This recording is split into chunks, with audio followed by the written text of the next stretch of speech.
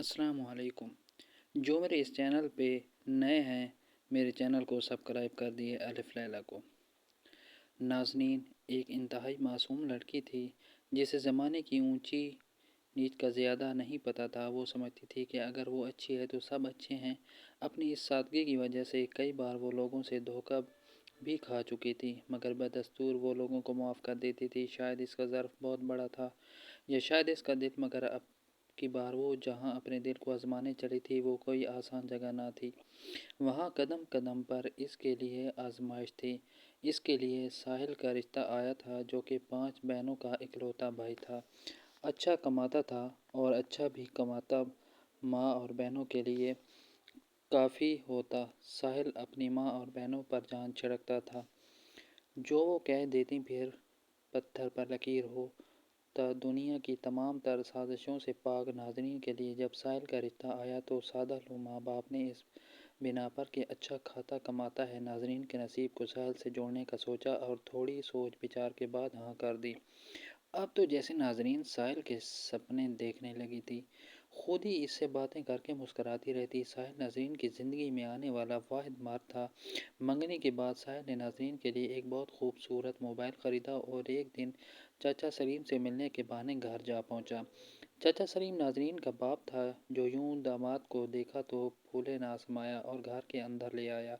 ایک پرانی کرسی جس کا کپڑا بھی کافی پرانا تھا، اس کو جھاڑ کر ساحل کو اس پر بٹھایا اور خود ناظرین کی ماں کو بلانے چلا گیا۔ اس دوران ناظرین ساحل کی موجودگی سے بے خبر گنگناتی ہوئی کمرے میں آئی اور آئینے میں شکل دیکھنے لگی اور لگی خود سے باتیں کرنے۔ بولو ساحل، تمہیں تمہاری ناظرین کیسی لگتی ہے، اچھی یا بری؟ پہلے تو ساحل ناظرین کو یوں دیکھ کر سپٹا گیا، مگر جب ناظرین کی بات سنی تو ایک مسکراہٹ اس کے لبوں پر دوڑ گئی۔ وہ جلدی سے ناظرین کے پیچھے آ کر کھڑا ہو گیا۔ اب شیشے میں وہ وجود تھے۔ ناظرین نے جو شیشے میں ساحل کو دیکھا تو ایک دم گھبرا گئی اور فوری پلٹی۔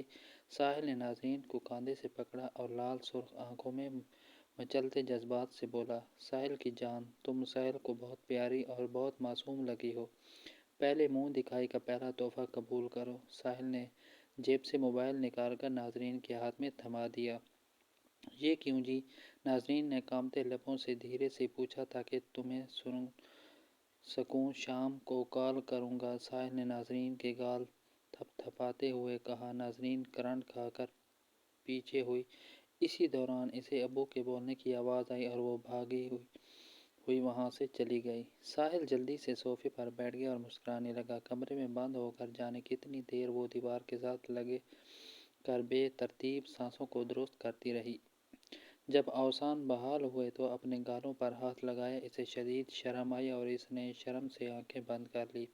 ناظرین معصوم کو یہ نہیں پتہ تھا کہ موبائل لے کر اس نے کتنی بڑی غلطی کی ہے۔ دونوں کی روز باتیں ہوتی۔ ناظرین کو تو جیسے ساحل سے عشق ہو گیا تھا۔ ایک دن ناظرین کی بڑی نند اپنے شوہر اور بچوں کے ساتھ ناظرین کے گھر جا پہنچی۔ ناظرین نے جی جان سے خدمت کی۔ سارا دن کام کر کے اس کی کمر ٹوٹنے والی ہو گئی تھی، مگر وہ خوش تھی اور سوچ رہی تھی کہ اب نند بھی خوش ہوگی۔ جب جانے کا وقت آیا تو سب دروازے تک شہلا باجی کو چھوڑنے آئے، مگر اسی دوران ناظرین کی جوتی ٹوٹ گئی۔ وہ جوتی بدلنے اندر گئی مگر تب تک سب جا چکے تھے۔ اسے بہت دکھ ہوا کہ وہ شہلا باجی سے مل نہیں سکی۔ اس بات کا شہلا نے بہت برا منایا اور جا کر ساحل کے خوب کان بھرے۔ رات کو ساحل نے فون نہیں کیا۔ ناظرین بیچاری سارا دن انتظار میں رہی۔ وہ تو خوش تھی کہ ساحل کو بھی اچھا لگا ہوگا۔ 2 دن گزر چکے تھے، ساحل کی طرف سے خاموشی تھی۔ اس وقت ساحل کھانا کھا رہا تھا جب فون کی بیل ہوئی۔ اس نے نوالہ منہ میں ڈال کر موبائل نکالا اور نمبر دیکھ کر کاٹ دیا۔ ایک بار فون کی بیل پھر بجی۔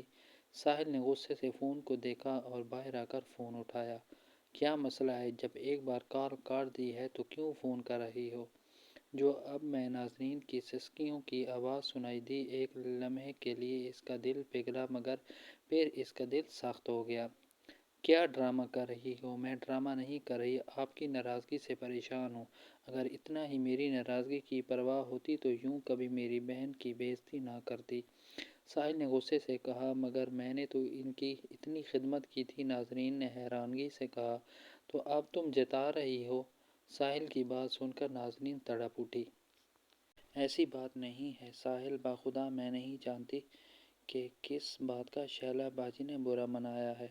ناظرین، بی بی مہمان کو صرف کھلانا ہی سب کچھ نہیں ہوتا، ان کو عزت بھی دینی ہوتی ہے۔ تم دروازے تک چھوڑنے کیوں نہیں آئی میری بہن کو؟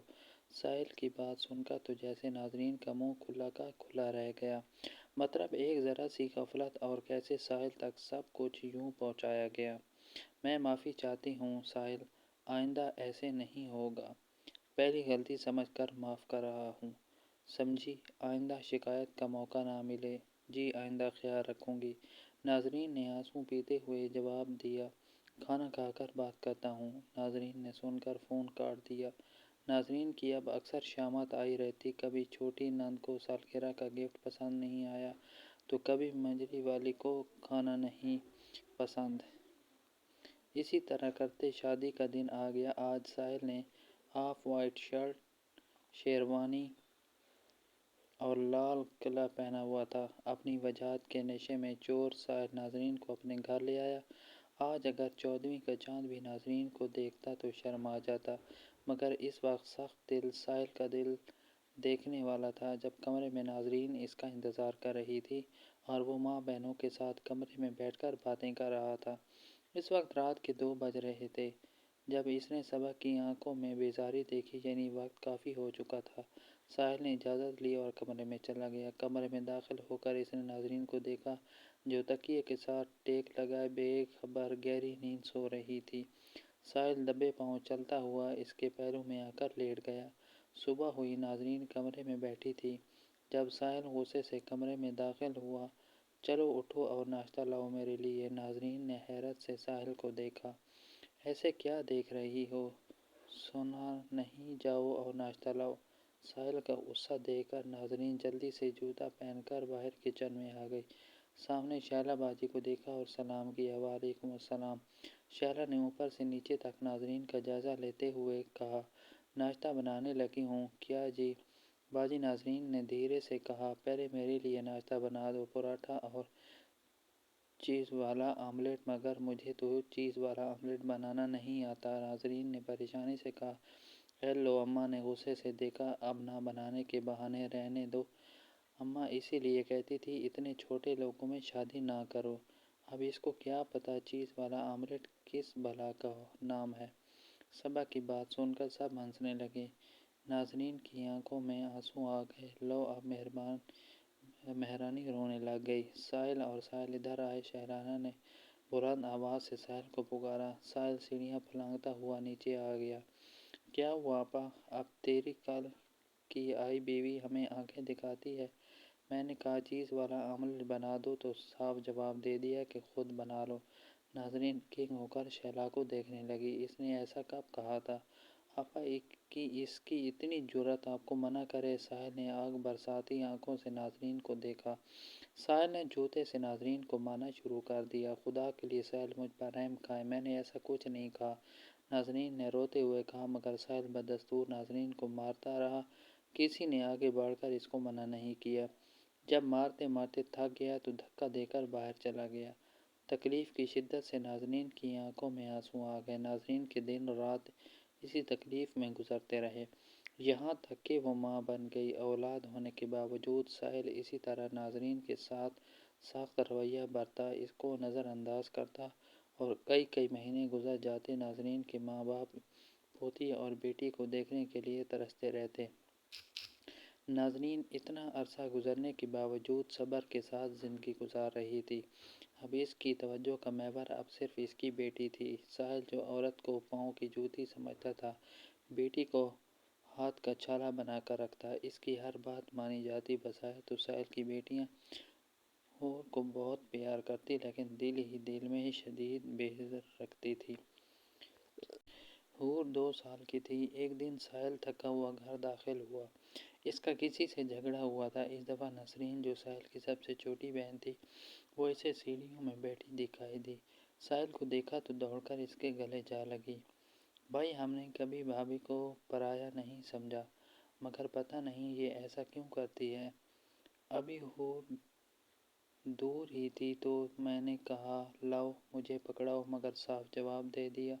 ساحل آگ بگولا کمرے میں داخل ہوا اور چٹیا سے کھینچتا ہوا نازنین کو گھر سے باہر لے گیا اور اس گھر کے دروازے تیرے لیے بند ہیں، جاؤ دفع ہو جا اس دفعہ۔ ساحل نے تمام حدیں پار کرتے ہوئے نازنین کو باہر نکال دیا۔ حور ماں سے بہت دل لگاؤ رکھتی تھی۔ ماں گئی تو حور کو بخار رہنے لگ گیا۔ ادھر نازنین حور کو یاد کر کے روتی رہتی۔ اس کے ماں باپ الگ پریشان تھے۔ ایک دن دروازہ کھٹکھٹایا، نازنین نے دروازہ کھولا۔ سامنے اسے شیلا اور ساس دکھائی دی، جنہوں نے حور کو پکڑ رکھا تھا۔ ساس نے حور کو پکڑایا اور انہیں قدموں سے واپس چلی گئی۔ ایک رات نازنین سونے لیٹی، اسے شدید پیٹ میں درد اٹھا۔ جب ڈاکٹر کے گئے تو پتہ لگا ایک بار پھر وہ امید سے ہے۔ ڈاکٹر نے اسے بتایا کہ اس کے جڑواں بچے ہیں اور دونوں لڑکے ہیں اور اس کا شدید خیال رکھنے کی ضرورت ہے۔ نازنین نے ساحل کو فون کر کے بتایا۔ یہ سن کر تو جیسے ساحل کی خوشی کا کوئی ٹھکانہ نہ رہا۔ اس کو بیٹے کی شدید خواہش تھی اور کہا دو بیٹے اس نازنین سے اپنے سلوک معافی مانگے اور لینے آ گیا۔ اب ساحل نازنین کا بہت خیال رکھتا، ماں اور بہنوں کی باتوں کو ایک کان سے سن کر دوسرے سے نکال دیتا، جس سے انہیں اور بھی غصہ آتا۔ ساحل کو بیٹے کی شدید خواہش تھی۔ کچھ عرصہ بعد نازنین نے دو بیٹوں کو جنم دیا۔ دونوں کی شکل ساحل جیسی تھی۔ ساحل نے نازنین کا اتنا خیال رکھا کہ نازنین سب دکھ درد بھول گئی۔ وہ خوش تھی کہ ساحل کو احساس ہو گیا ہے، مگر اتنی جلدی عورت اپنا بھائی اور بیٹا کسی دوسری عورت کو نہیں سونپتی۔ عورت ہی عورت کی دشمن ہوتی ہے۔ ایک خطرناک منصوبہ بن چکا تھا، بس اس کو عملی جامہ پہنانا تھا۔ طاہر ساحل کا ایک غریب کزن تھا، مگر ساحل سے کافی دوستی تھی۔ وجہ ساحل کا ہر کام کر دیتا تھا۔ اس وقت ساحل کمرے میں لیٹا ہوا تھا جب ساحل کو طاہر نے آواز دی۔ ساحل باہر آیا، دونوں مل کے بہت خوش ہوئے۔ طاہر رہنے آیا تھا۔ ساحل روزانہ طاہر کے ساتھ باتیں کرتا۔ ایک دن ساحل کام کے سلسلے میں گھر سے باہر تھا۔ نازنین بچوں کو سلا کر کمرے کی صفائی کر رہی تھی۔ جب طاہر کمرے میں داخل ہوا، نازنین طاہر کو دیکھ کر چونک گئی۔ طاہر دراصل ساحل کی بہنوں کے ساتھ ملا ہوا تھا۔ وہ پورا منصوبہ نہیں جانتا تھا۔ بھابھی ساحل نے پیسے مانگے ہیں، کہہ رہا آپ سے مانگ لوں۔ طاہر کی بات سن کر نازنین نے ساحل کی قمیض کی جیب سے پیسے نکالے اور طاہر کو دے دیے۔ اسی دوران ساحل اندر داخل ہوا اور نازنین کو پیسے دیتے دیکھ لیا۔ یہ کیا کر رہی ہو؟ ساحل نے غصے سے دیکھتے ہوئے کہا۔ طاہر بھائی نے آپ کا نام لیا تھا کہ آپ کو پیسے چاہیے ہیں۔ ساحل نے طاہر کو دیکھا تو ساحل مگر کیا اور نازنین پر ایک دو غلط الزام بھی لگا ڈالے۔ اب تو ساحل کا دماغ ایک بار پھر الٹ گیا۔ غصے میں جو نازنین کو پیٹنا شروع کیا تو ہاتھ تک نہ روکا۔ اب ساحل کا کال پھر سے اپنی بیوی سے منتفر ہو چکا تھا۔ روزانہ ایک نہ ختم ہونے والے عذاب سے وہ گزر رہی تھی۔ شک کا پودا جڑیں مضبوط کر چکا تھا۔ سازشوں نے اپنا کام کر دکھایا تھا۔ اسی ذلت کی زندگی کے ساتھ وقت آگے بڑھ چکا تھا۔ بچے اب جوان ہو رہے تھے۔ ان کو یہ سب بہت گراں گزرتا مگر خاموش رہتے۔ ساحل کے جڑواں بچوں کے نام احد اور فہد تھے۔ احد بہت حساس بچہ تھا۔ ماں کی اس طرح ذلت کی زندگی گزارتا دیکھ کر کڑھتا رہتا۔ ایک دن انتہائی بے بسی کے عالم میں وہ گھر سے نکل پڑا۔ راستے میں اسکول کے چند لڑکے نظر آئے جو ایک سائیڈ پر کھڑے تھے۔ احد وقت گزارنے کے لیے ان کے پاس چلا گیا، جہاں سے اس کی بربادی شروع ہو گئی۔ انہوں نے اسے نشے پر لگا دیا۔ ساحل تک جب بات پہنچی، پانی سر سے گزر چکا تھا۔ ساحل نے بہت کوشش کی، لیکن احد جس راستے پر چل پڑا تھا وہاں سے واپسی بہت مشکل ہوتی ہے۔ ابھی ساحل اس تکلیف سے نکلا نہ تھا کہ 15 سالہ حور چھت پر کسی لڑکے سے باتیں کرتی پکڑی گئی۔ ساحل غصے سے بھر گیا اور حور کو ماں سمیت مار مار کے ادمار ڈالا۔ جیسی ماں ویسی بیٹی۔ شیلا نے نفرت سے دونوں کو غصے دیکھتے ہوئے کہا آپ ہیں ہماری دشمن، آپ نے ہمیں یہاں تک پہنچایا ہے۔ باغی حور نے ہونٹوں سے نکلتے خون کو ہاتھ سے صاف کرتے ہوئے کہا۔ نازنین نے حور کو خاموش کروانے کی کوشش کی لیکن ناکام رہی۔ بکواس کرتی ہے۔ ساحل یہ دیکھ کس لہجے میں مجھ سے بات کر رہی ہے؟ یہ ساحل ایک بار پھر حور کو مارنے لپکا جب نازنین اس کے آگے آ کر کھڑی ہو گئی۔ اب نہیں ساحل، اب بہت ہو گیا۔ تیری اتنی جرأت، تو میرا راستہ روکے، میں تجھے طلاق دیتا ہوں۔ ساحل نے نازنین کو کھڑے کھڑے 3 طلاقیں دے ڈالیں۔ ایک فاتحانہ مسکراہٹ سب بہنوں اور ماں کے چہرے پر امڈائی جو ساحل کے بغیر سب کو نظر آ رہی تھی۔ نازنین کا باپ اس دنیا سے چلا گیا تھا اور ماں بھی، مگر مکان اس کے نام کر گئے تھے جو نازنین نے صرف اسی وجہ سے ہر بات کو سہا کہ ساحل بچوں پر جان چھڑکتا تھا، مگر اب وہ بچوں پر بھی ہاتھ اٹھانے لگا تھا۔ نازنین جانے لگی تو دونوں بچے بھی ساتھ چل پڑے۔ عاد بھی ابھی نشے میں تھا، اس کو کچھ معلوم نہ تھا۔ ساحل اب اکیلا تھا اور ماں بہنوں کے رحم و کرم پر تھا۔ اللہ کی کرنی ایسی ہوئی کہ کسی کی زندگی تباہ کرنے کی شاید سزا ملی۔ اس کا سارا کاروبار تباہ ہو گیا اور اوپر تلے ناکامیوں نے ساحل کو حواس باختہ کر دیا۔ بہنیں تو پیچھے ہی پیسے کی وجہ سے تھیں، اب عاد اور ساحل ان کو بوجھ لگنے لگے۔ ایک دن ساحل کسی کام سے باہر گیا۔ عاد کھانا مانگنے صبا کے پاس گیا۔ صبا نے کھری کھری سنا کر گھر سے باہر نکال دیا۔ ادھر اس کو کسی بات کی پوچھ نہیں تھی۔ ماں کی بہت یاد آ رہی تھی۔ وہ بیچ سڑک کے جا کر سو گیا اور ایک تیز رفتار ٹرک نے اس کی جان لے لی۔ جب عاد کی لاش گھر پہنچی، لاش دیکھ کر ساحل پر فالج کا حملہ ہوا اور وہ معذور ہو گیا۔ نازنین کی وجہ سے دنیا ہی اجڑ گئی۔ اس کو سب سے زیادہ دکھ اس بات کا تھا اس کا بچہ اپنی ماں کا غم لے کر دنیا سے چلا گیا۔ اس بات کے کئی سال گزر چکے ہیں۔ حور نے ماں کے سمجھانے پر اپنی توجہ تعلیم پر لگائی اور آج نازنین کے دونوں بچے اعلیٰ تعلیم یافتہ ہیں۔ فہد ایئر فورس میں ہے۔ دونوں نازنین کا بہت خیال رکھتے ہیں۔ نازنین ماضی کے تمام لہجوں کو بھلا چکی ہے، بس ان تینوں کو عاد کی کمی بہت محسوس ہوتی ہے جو چھوٹی سازشوں کا شکار ہو کر اس دنیا سے چلا گیا۔ شہر میں ایک چھوٹے سے گھر کے باہر بوسیدہ کپڑوں اور گندے حلیے میں ایک معذور شخص کرسی پر بیٹھا جانے خلاؤں میں کیا گھورتا رہتا ہے اور جانے کیوں روتا رہتا ہے۔ یوں لگتا ہے کہ وہ کسی پچھتاوے کا شکار ہے۔ اللہ حافظ۔